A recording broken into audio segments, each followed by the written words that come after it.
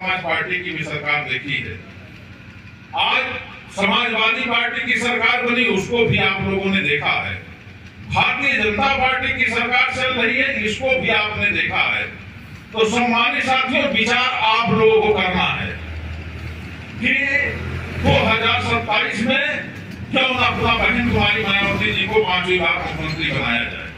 सम्मानित साथियों, आप लोगों ने देखा भारतीय जनता पार्टी की सरकार चल रही है। भारतीय जनता पार्टी की सरकार ने अधिकारी इस तरह पे लगाम है कि जैसे लगता ही नहीं कि उत्तर प्रदेश में लोकतंत्र चल रहा है।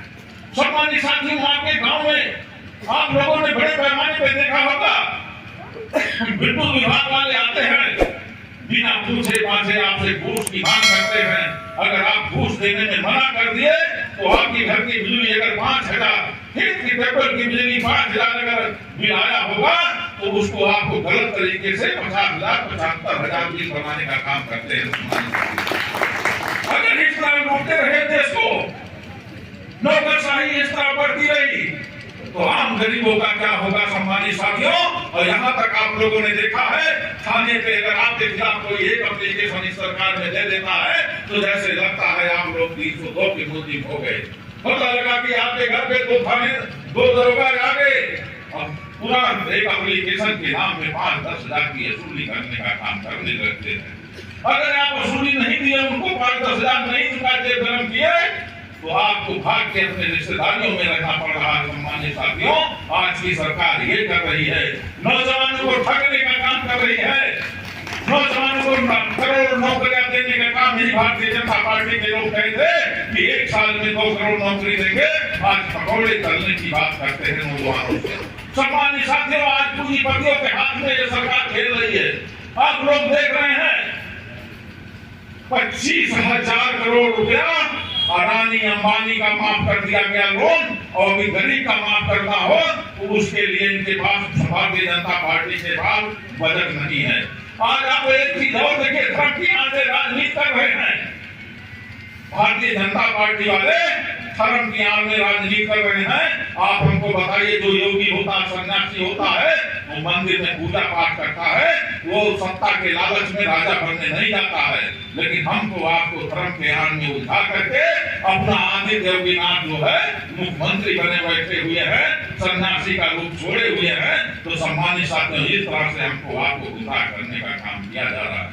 अब आइए समाजवादी पार्टी की सरकार की। सम्मानित साथियों, समाजवादी पार्टी की भी सरकार इस प्रदेश में 4 बार बनी है। आज बहुत से नेता जो पहले आपके साथ रहे थे, वो लोग पीडीए की चर्चा की बात करते हैं। पीडीए मतलब पिछड़ा दलित मुस्लिम की बात करते हैं कि हम लोग आपके बीच में पीडीए का चर्चा करने आए हुए हैं। सम्मानित साथियों, उन नेताओं को मैं बताना चाहता हूँ, कौन सी पीडीए की चर्चा की बात आप करते हैं, आप मुझे बता दीजिए। इस अम्बेडकर नगर जनपद में अगर आपकी सरकार बनी है तो जो यहाँ आरापुर से लेकर भिवाना से लेकर तारीख निपटाने के लिए फैजाबाद जाते थे, इस जिले को बनाने का काम आदरणीय बहन कुमारी मायावती जी ने किया था और समाजवादी पार्टी के नेता अनुराग सिंह ठाकुर ने खत्म करने का काम किया था। इस जिले को किया था कि नहीं किया था? तो आज हमारे बीच में पीडीए की चर्चा करने की बात करते हैं।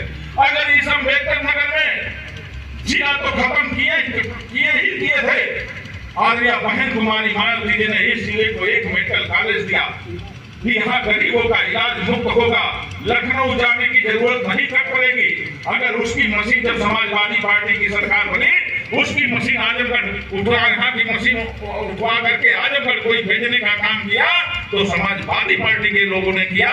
समाजवादी पार्टी की सरकार ने यहाँ की मशीनों को आजमगढ़ भेजने का काम किया।